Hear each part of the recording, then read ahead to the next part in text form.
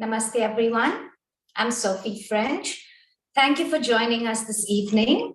We're very happy to welcome you to the first session of Yoga Insights.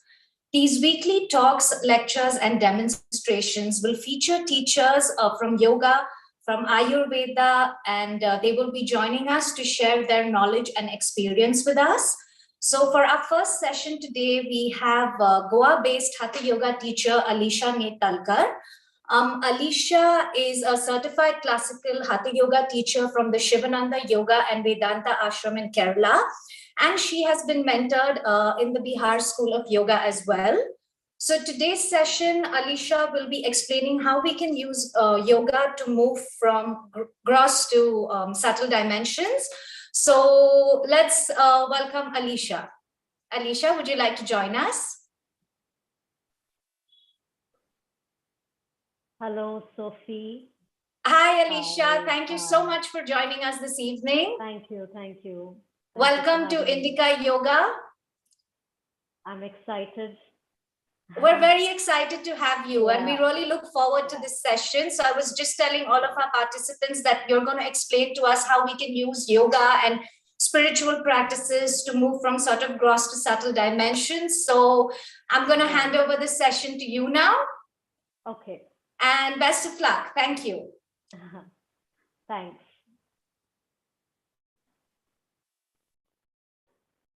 Okay. So when we think about yoga, there are so many practices that come into mind, come into play. So many philosophies, so many styles that we are seeing in common.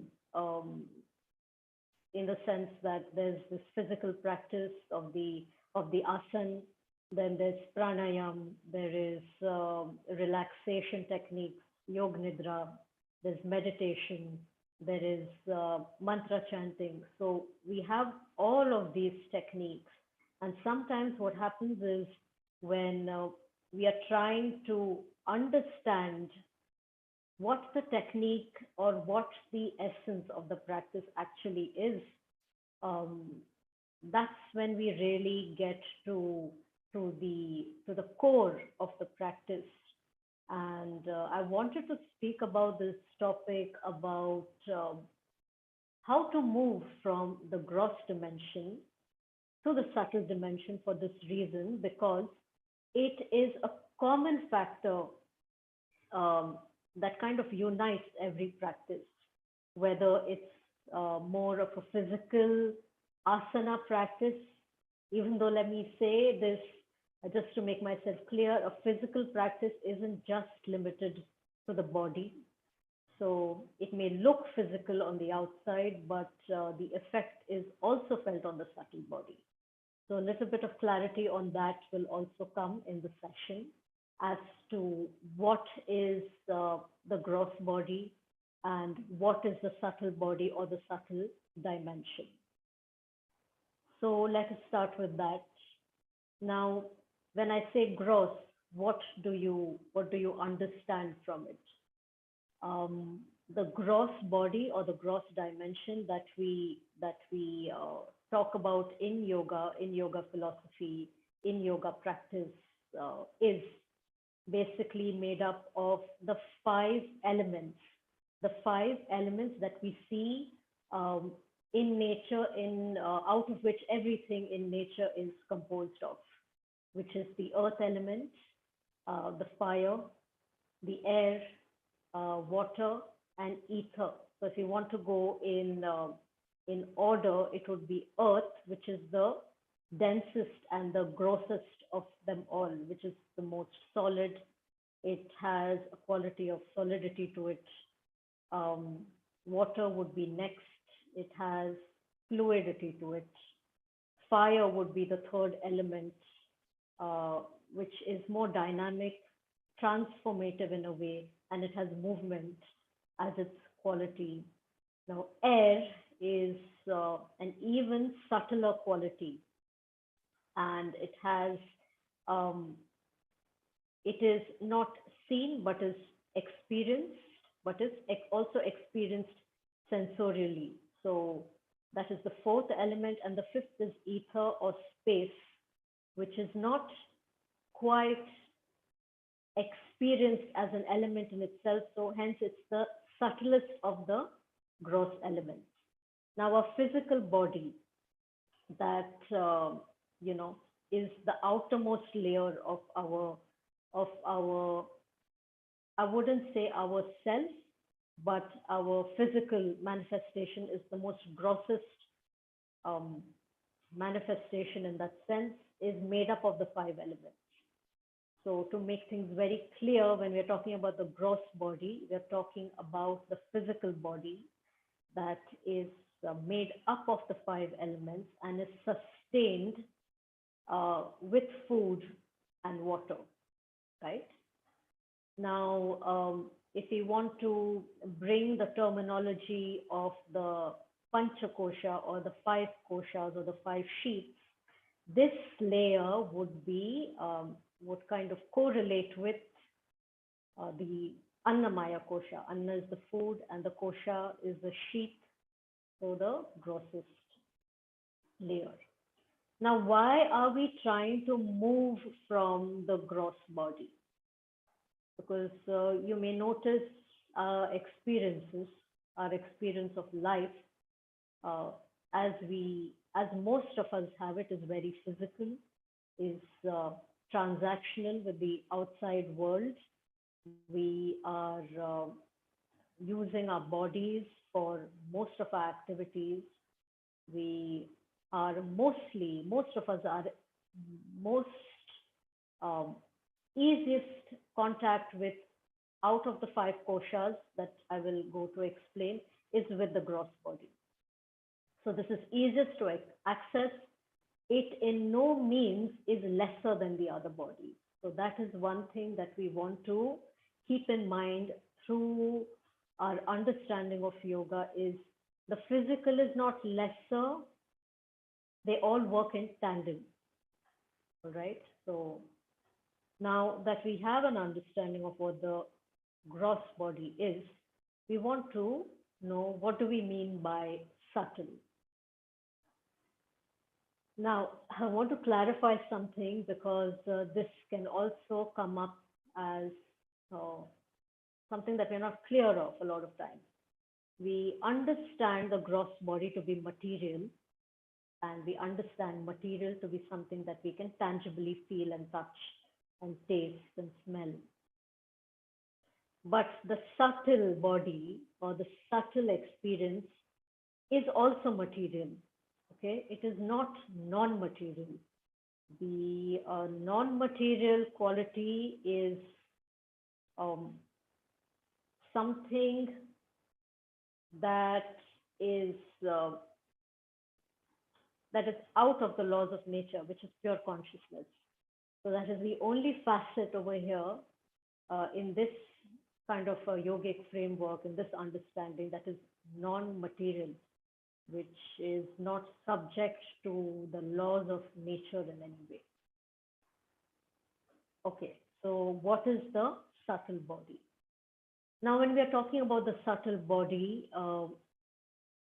we may talk about something that we cannot really see. We cannot really put it under a microscope. We cannot really do any lab test on the subtle body. We cannot prove it in a way, in very tangible, rational ways or methods, but it can be felt.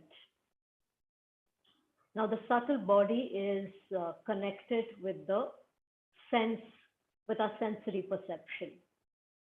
So the sensory perception in itself is not physical, is not gross, but our experience of it is subtle. So that comes in the sphere of the subtle body. Now, like the gross body is connected to the Annamaya Kosha or the physical body, the subtle body has three of these koshas that are linked to it. Now, if you want to write any of this down, you're free to do that. It will just allow you to absorb things a little more. So the subtle body is the first layer of the subtle body is the pranamaya kosha, which is, as the name suggests, um, where prana flows. What is prana? It's the vital energy. It is what gives life to the body. Basically, the life would be pronounced, or the body would be pronounced dead if this life force was not running through it. And the life force is uh, running through the pranamaya kosha, and it is enhanced through yogic practices. So that's why we practice Hatha yoga and pranayam. It is working on the annamaya kosha and the pranamaya kosha, but it doesn't end there. So I don't want this to get too simplistic, where we run the risk of misinterpreting things. Okay. Now, after the pranamaya kosha, there is the manomaya kosha, the sheath of thoughts, of emotions, of various things and impressions that surface in the mind through the day. Now, you have a clear experience of the manomaya kosha with the number of thoughts running through the day. These are not necessarily channelized if a certain practice is not undertaken. The manomaya kosha not just includes thoughts, but also the emotions associated with the thoughts and the thoughts that those emotions kind of feed. So it's like a cycle that feeds, one feeds of the other. Now, as we move, you may notice as we move from one kosha to the other, it gets a little more subtle, right? Now, what do we mean by subtle? Subtle in the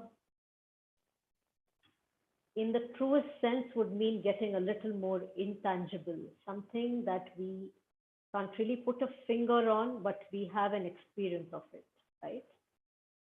So after the manomaya kosha, there's the vijnanamaya kosha, which is the sheath of the intellect, right? Now, what is the difference between the mind and the intellect? Now, the intellect being a notch higher or the notch more subtler than the mind is able to discriminate, is able to kind of sift through the thoughts, is able to sift through the process of thought bombardment that takes place, right? And this sheath in particular is kind of strengthened, you can say, with meditative practices, concentration, and especially meditative practices that increase our ability to discriminate. The dawning of wisdom, or the dawning of the viveka khyati that you say, discriminating faculty of what is the right course of action to take in this situation, in this circumstance. It's something that we can credit our intellect for. And that is the subtle body. The subtle body ends at the Vijnanamaya kosha. The Anandamaya kosha is the causal body, the Karan Sharir. And that is not really involved in a practice as such, nor is it part of pure consciousness. Okay. So we have gone from the gross to the subtle in our understanding now. We kind of can place, and an easy way to kind of have a simplistic framework of this is to understand the body being the densest, the breath being second in level, and being the mind as the subtlest. Now, why do we want to go from the gross to the subtle? So, what really is the purpose of, say, the stalk, or even wanting to go from one level to the other? The reason for that is actually comes down to what the goal of yoga or what the goal of practice is. So, in your understanding, if you can just think for a minute, what do you think is the goal of practice? Just want you to ponder over this.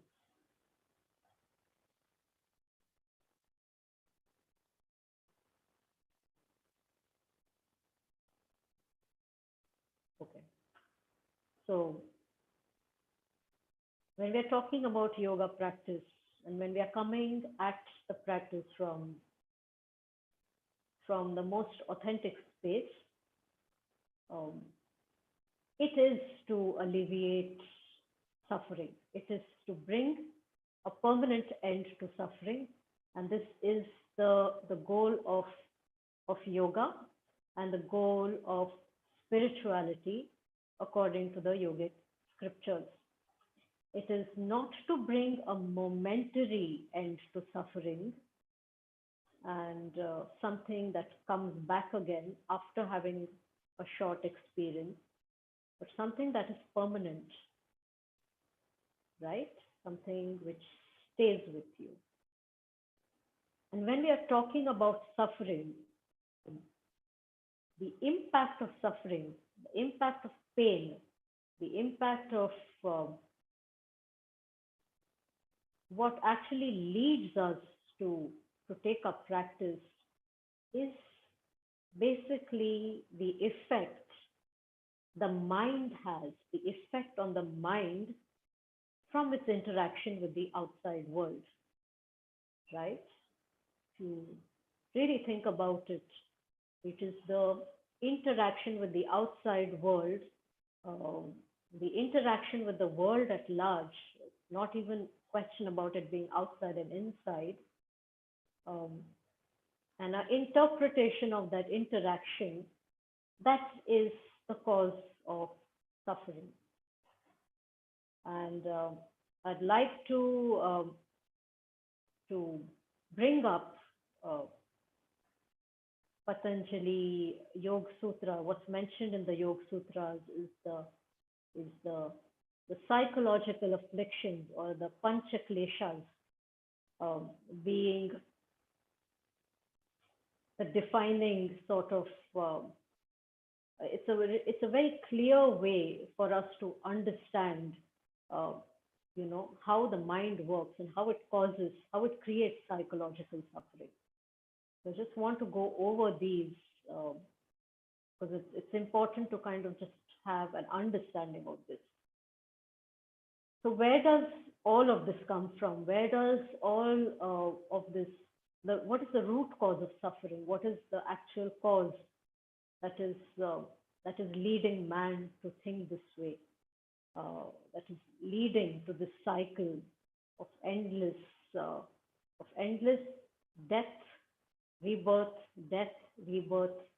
coming back, experiencing, and the cycle keeps going on because of the mother of all kleshas, which is ignorance or avidya. What is ignorance? What is avidya? It is basically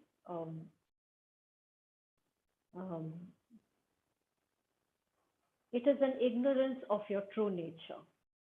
It is taking the unreal to be real and the real to be unreal. Ignorance of your true nature is going away from your understanding of who you are, taking yourself to be the body, identifying with the body, identifying with your experiences. That identification is the hardest and is actually the root of even the other four kleshas that I will mention now. The next is avidya asmita. What is asmita? It's the sense of separateness, the separate I, the separate self, which is isolated, which is uh, which feels its bubble of reality that it creates, that is again stemming from ignorance, it's stemming from avidya, is real. So avidya actually leads to the birth of asmita, or the sense of I-ness. Now, what does having the sense of I do? What does it give rise to? It gives rise to desire. Desire is uh, the desire to have pleasurable experience, which is a rag, which is the third klesh, raga. You want to have pleasurable experiences. You want to go towards that which is giving you pleasure, right? This is what causes that psychological suffering, um, because that pleasure is going to end, and you are then going to move. The pleasure has another side to it, pain, which is dvesha. You're feeling that need to move away from what gives you pain. So pleasure and pain, rag, dvesh. So that makes the fourth klesh. So now you can see how the mind, which is part of the subtle body, is actually driving all our activities from the time we wake up till the time we go to sleep. It does not stop, and it runs our lives. So it is quite it is quite enlightening to see that ignorance actually runs our lives, right? So that is the first understanding we want to really solidify if we want to understand yoga and the purpose of yoga in its entirety. And coming back to the fifth klesh, which is a very deep-rooted klesh in us, which is the abhinivesh. It is the fear of death or the fear of loss, which is fundamentally a fear of death. So this klesh is a very deep-seated klesh, even if we are really working on practice, on purifying ourselves, on purifying the mind. This klesh is also something that is very binding. So now you can see how we are bound by these kleshas. And this is not something that we can think ourselves out of, right?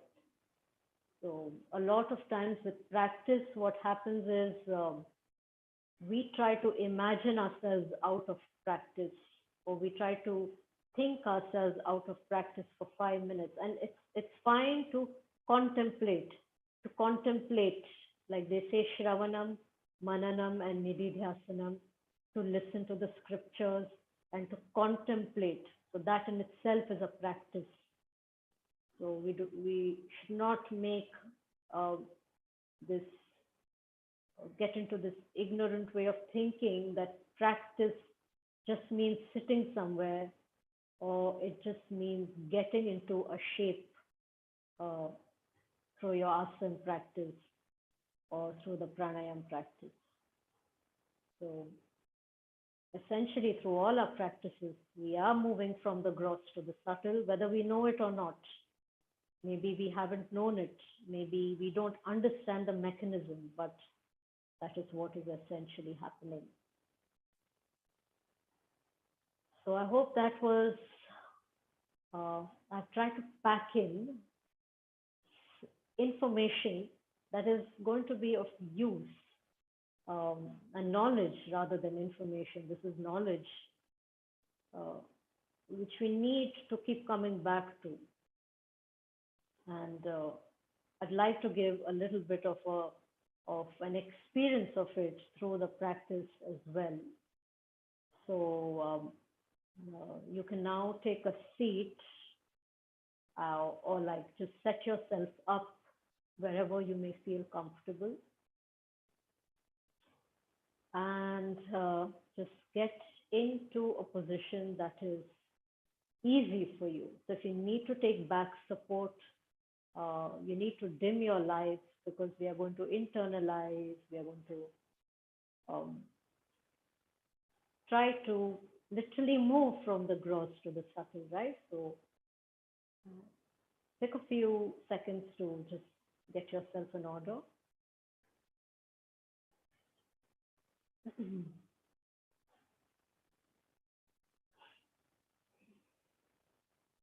Sitting in any comfortable posture, a cross-legged posture.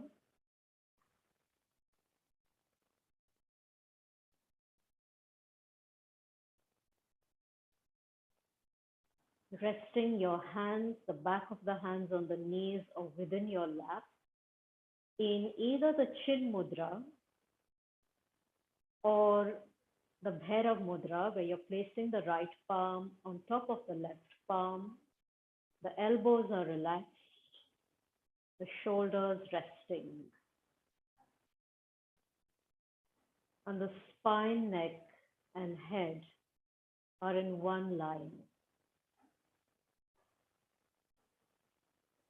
The eyes are gently closed.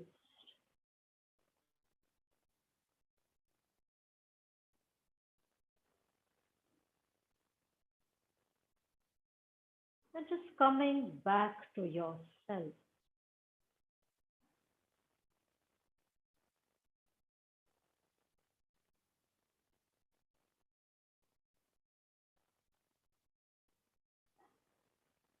Observing and noticing the body that is seated in this cross-legged posture.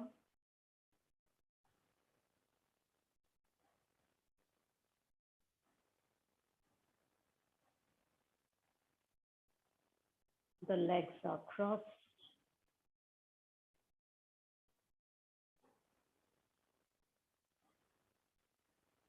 Arms resting, shoulders relaxing. The whole body is upright.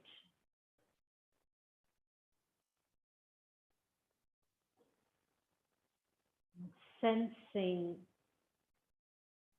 what you understand to be the physical body.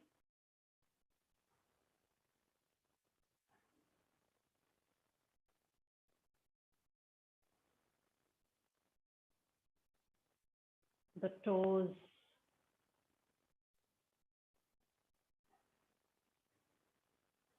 the ankles,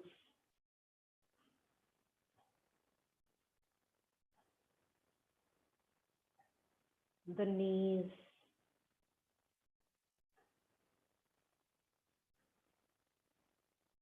moving your awareness as I call out the body parts.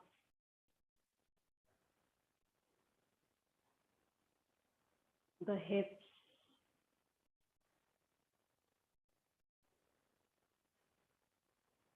buttocks,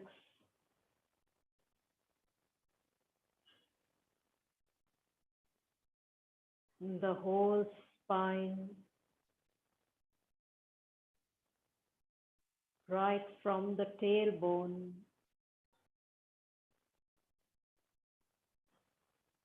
noticing the solidity and the firmness of the spine, through the lower spine, middle spine, upper spine, the neck,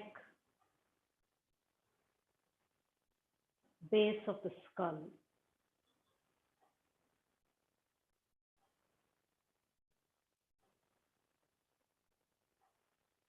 All the way till the crown of the head.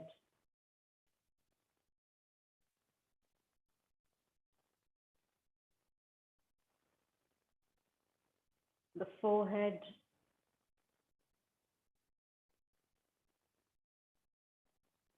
the eyeballs relaxing,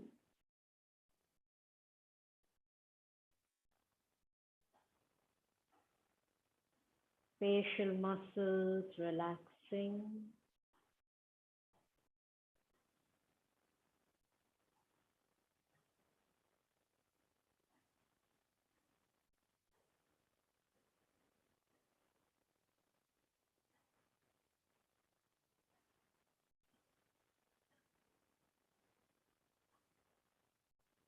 observing and being with this steadiness, absolute steadiness.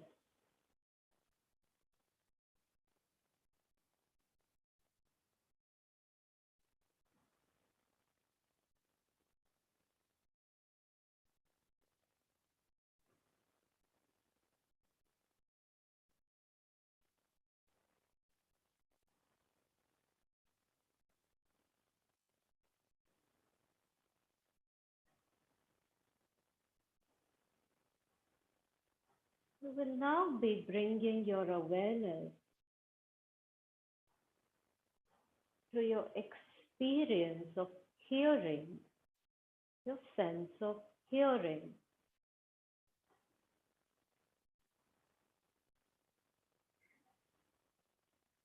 As you listen to the different sounds around you,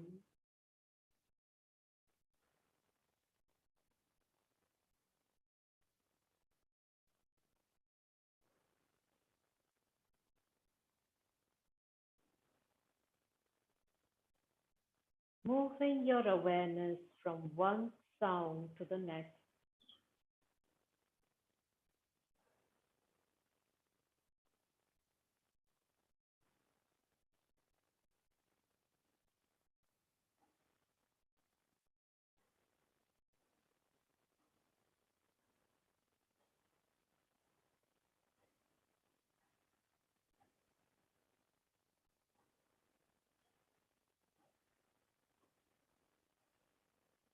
without analyzing the sound, without judging the sound.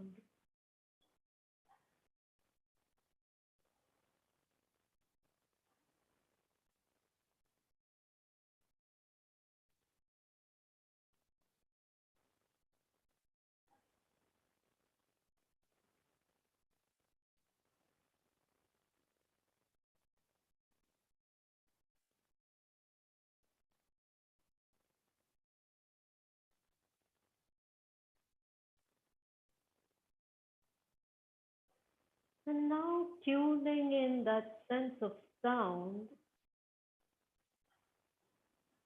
inside the body as you try to listen to the breath.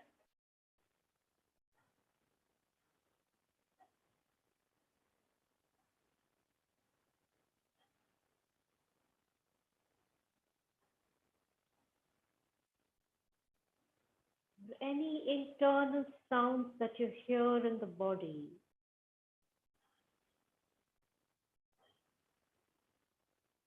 searching keenly,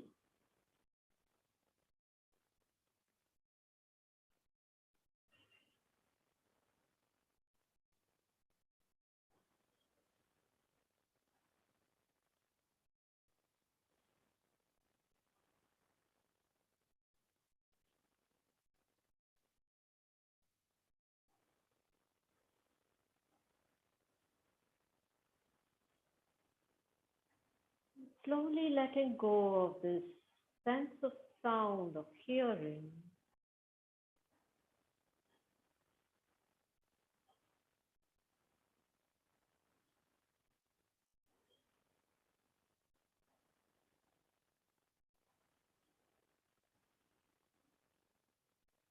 As you now become aware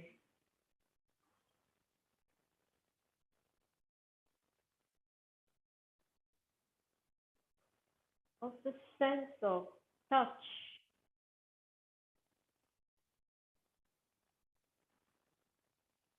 contact between the fingers,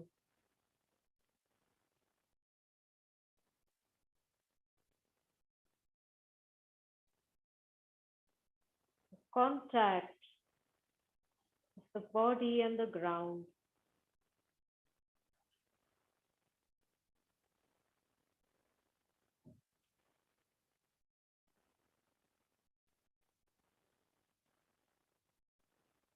Contact between the covered parts of the body and the ground.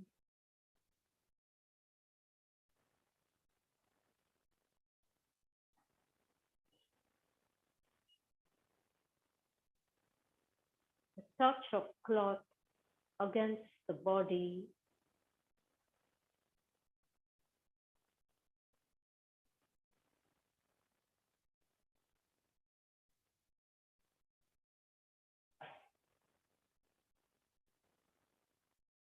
The exposed parts of the body and the air around it that can be sensed.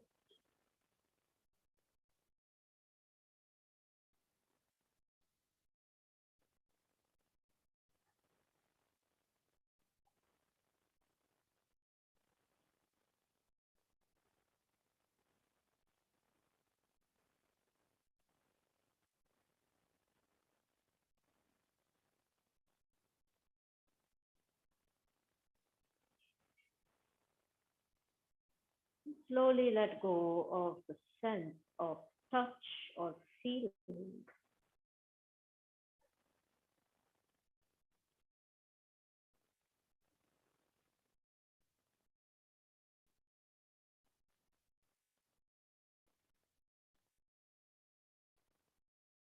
As you move your awareness to the abdomen,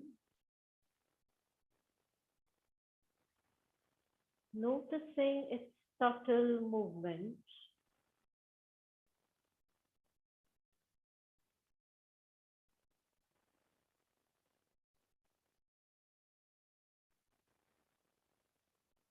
As a result of the breath flowing in and out of the body.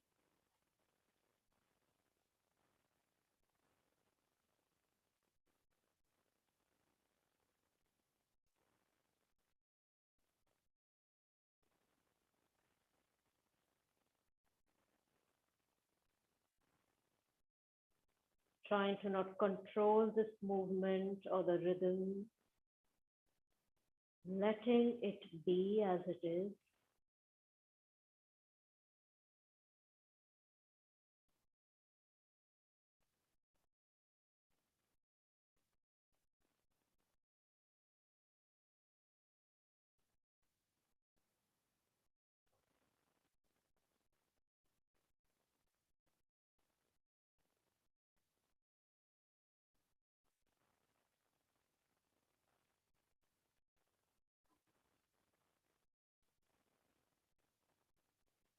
Slowly moving your awareness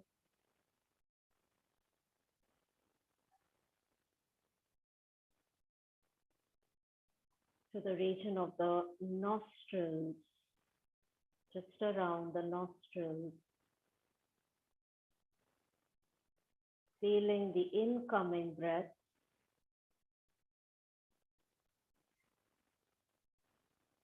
and the outgoing breath.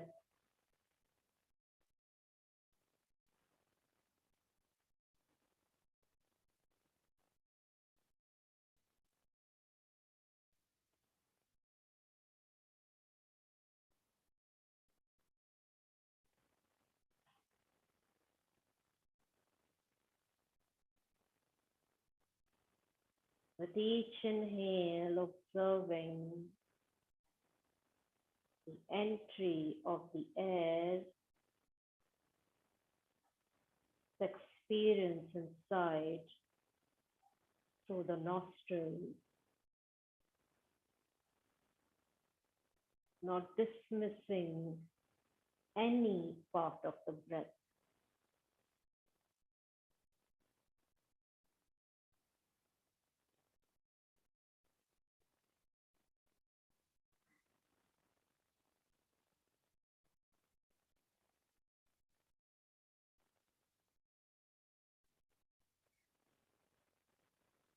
Becoming aware of smaller and smaller areas. We try to focus our awareness now.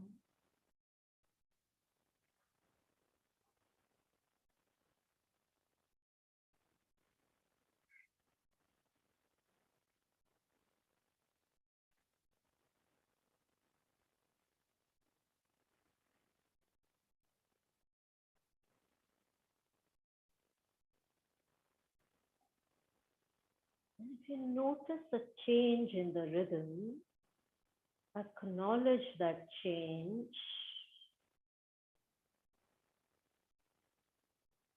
Notice it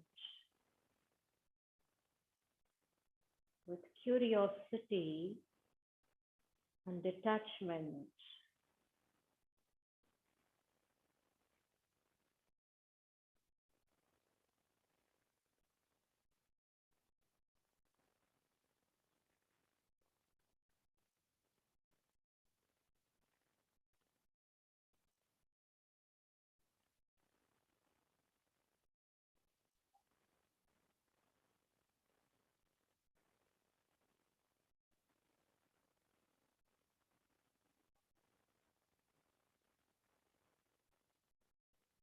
Thoughts arise.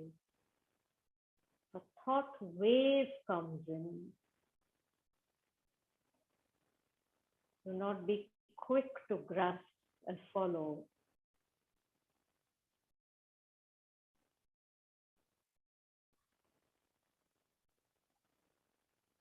Allow it to come and subside,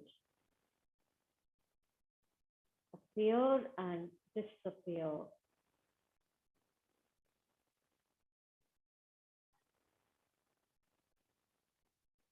Anchoring yourself in the rhythmic, soft, easy breath.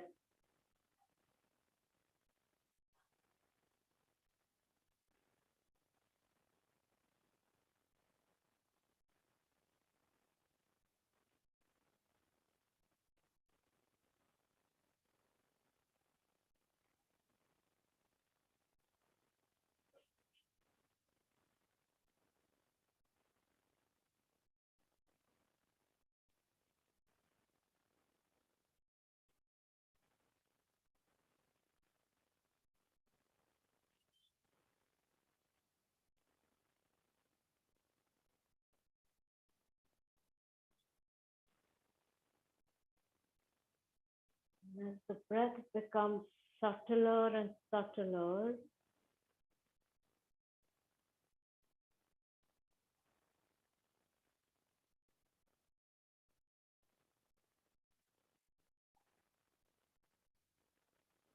thoughts may be a little infrequent.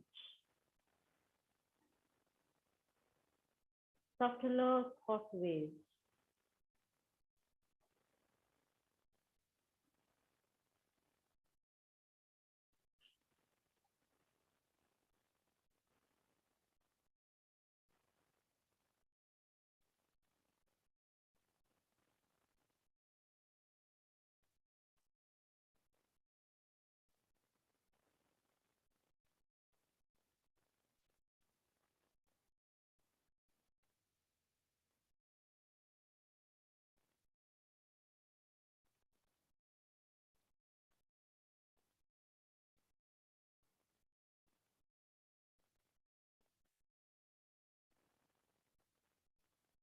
Becoming aware and witnessing the tendency to identify with the thoughts, identification. The minute you witness it,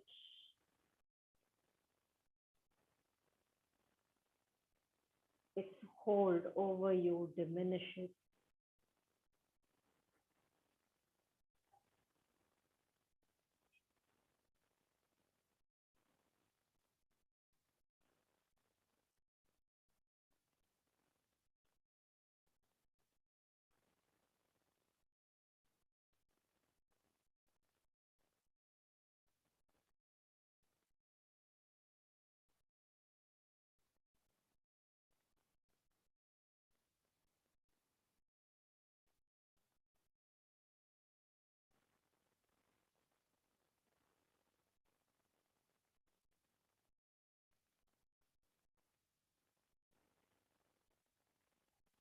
slowly now, just deepening the breath just a little bit.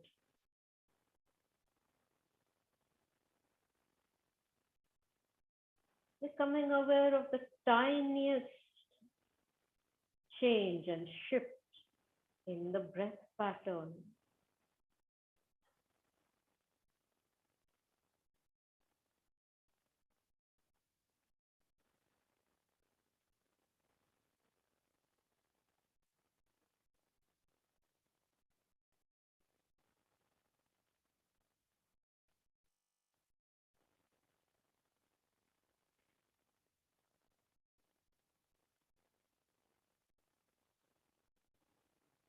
As you bring your awareness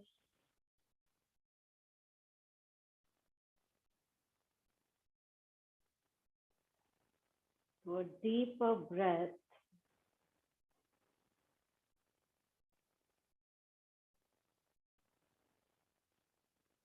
and the body,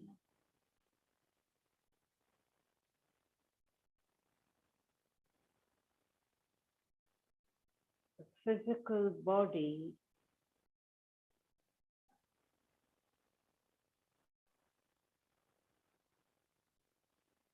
that has been still,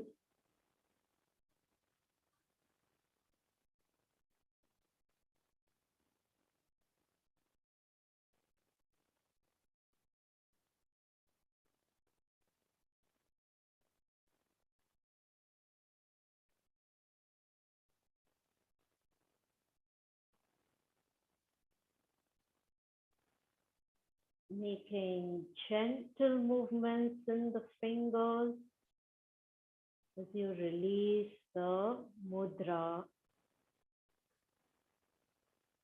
You prepare to complete the practice.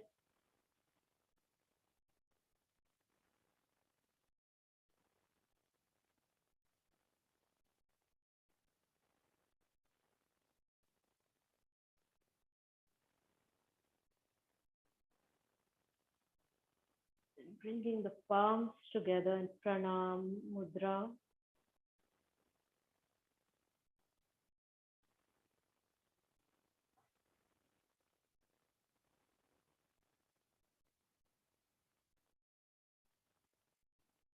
Staying with this silence,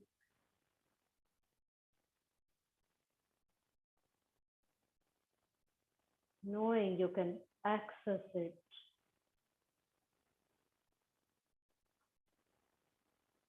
and strengthen it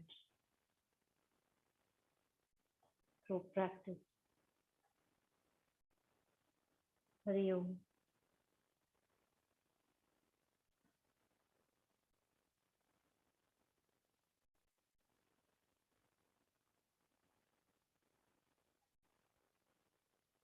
Just gently palming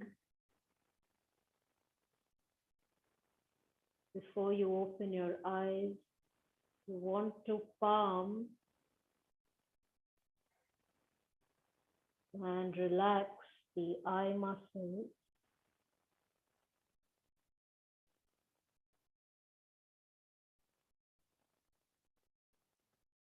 Becoming aware,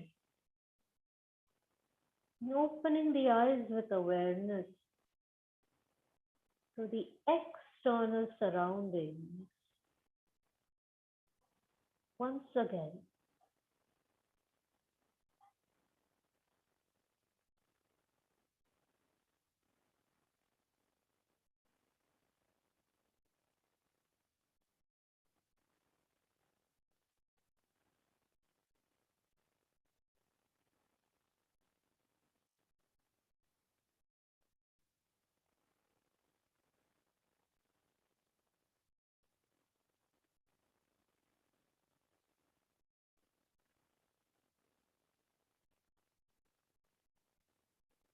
the practice is complete.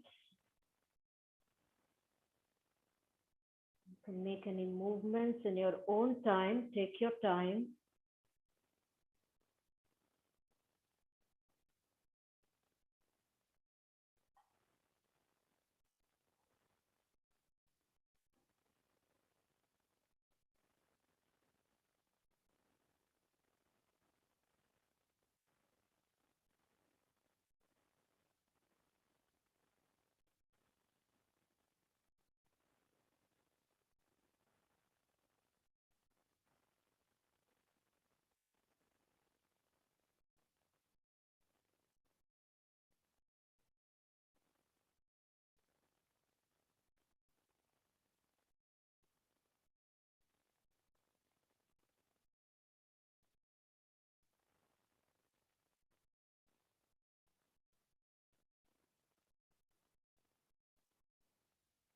But if anyone has any questions that you've had that is coming up, you can ask. Hi, Alisha. Hi. Hi, thank you so much for that. I'm sure all of our participants are feeling very calm and very relaxed. It was such a calming session for a nice, calm evening, and something that we should all incorporate in our daily practice, I think, because meditation, it just takes you so much more deeper than, I mean, I'm not saying other practices are not effective or don't take you that deep, but meditation has a talent for taking you very, very deep inside yourself. And it's such a subtle practice, as you've said. And I think this topic was very relevant because all of us do, I mean, at least most people who practice yoga in today's world, we associate it with asana, which is great. Asanas have tremendous benefits. Asana, in many ways, is the first step that we take towards the higher practices. So it's a great gateway. So thank you for elaborating on kleshas, on the different koshas. I think it, when we know how and why a practice works, it inspires us to understand the practice and then do the practice, because then you know why it's working. And these are very logical, science-based explanations. So thank you so much for sharing. And any of the participants, you'll have any questions for Alisha, please send them to us now. Meanwhile, maybe you can start with explaining how this same asana practice that we do every day is very conducive to starting meditation at some point. Like, how does your physical practice prepare the mind and body for a more meditative practice? So the physical practice, because a lot of us are physically oriented, our minds are highly distracted in a way, not because we are trying to be distracted, but because that's the nature of life right now. And what the asana practice does is, it first of all helps in channelizing the flow of prana. So the whole the flow of the energy channels through the whole body is regulated, and once there's a regulation in the flow of energy, that has an effect on the subtle body, right? So the pranas are activated when we do our practice, whether it's the asana practice or even the more dynamic pranayama practice. It helps in clearing out the blockages that are in the form of thought patterns, which kind of obstruct the flow of prana. So it's also the thought pattern that creates these obstructions. So that's where the mind is not just in the brain, but the mind is spread out through the body, right? The whole kosha of the manomaya kosha is spread out through the body. So we kind of hold on to these thought patterns that cause blockages in the flow. And once the flow of breath is regulated, the flow of breath through the Ida and the Pingala, if you're going by the Hatha Yoga tradition, if you go by the Hatha Yoga explanation, the Ha and the Tha, the sun and the moon, is regulated. So what is actually the purpose of Hatha Yoga is to activate the Shushumna Nadi, right? It is to activate the central channel. It is to have the prana flow through the central channel. And it is this flow of prana through the central channel is what causes the balance in the way if you go by the more scientific definition, it's the balance of the sympathetic and the parasympathetic nervous system, whereas sympathetic is in overdrive and it is causing this overwhelming stress response, which is also fueling this way of thinking, of these belief systems. And there is a whole psychological side to it. So what the asana practice does is it gives us that psychological stand. It gives us that bearing, so that our meditation practice can stand on a firm ground. So it forms this ground for most of us, unless you're a highly advanced seeker, which is a handful of us maybe now, who can straight away go to a meditation or a dharana or a dhyan practice, right? So it is more realistic. I feel the asana practice is more realistic. It is a good middle point to kind of lay your ground for deeper, that you say, antaranga sadhana after pratyahar. So through the sound, what we did, through the awareness of sound, that was the pratyahar stage. And to get to that is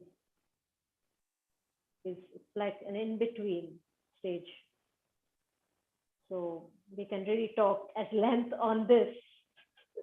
But yeah, so I feel in my experience as well, that's what the asana practice does. It just grounds me. It makes me feel open and free.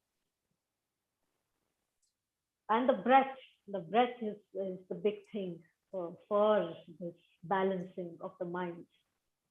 That again comes from a very scientific understanding.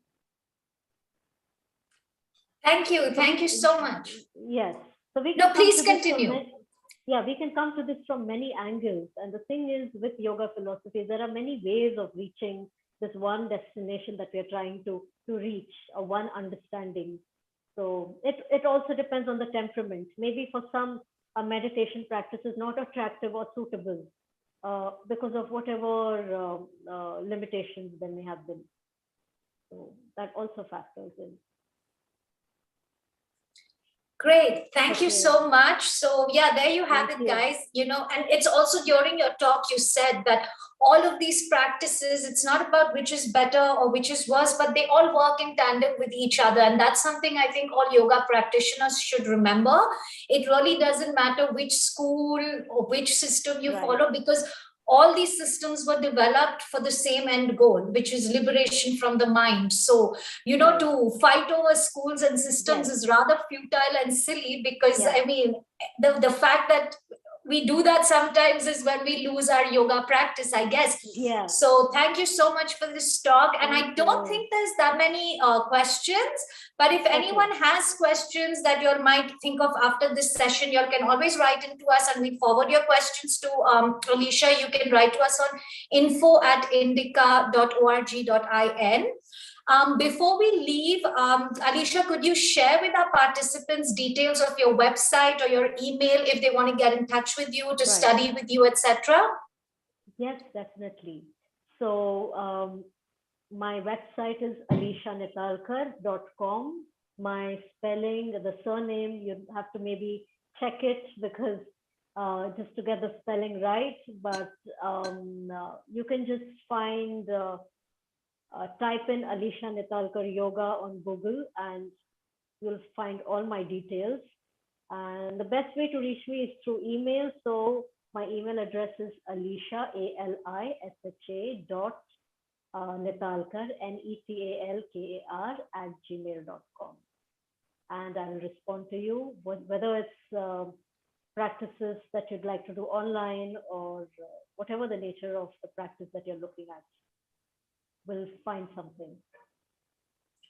Great. Thank you so much. So yeah, guys, it's alishanetalkar.com, and you can also find her details on the Indica Yoga website. If you look for this chart on our website, there's details and everything. There's links to her website. So it's all the information is available on indicayoga.com as well.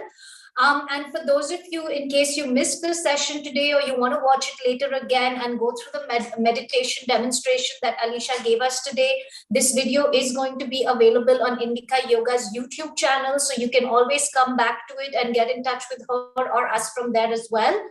So yeah, thank you again, Alisha, for joining us and for that very calming session and for your wonderful explanations and for making it so easy and approachable to understand. Thank you so much. Thank you. Thank you. It's been a pleasure. Thank you. Thank you to all our participants as well. And we hope everyone's had a great evening. Thank you for joining us. Namaste.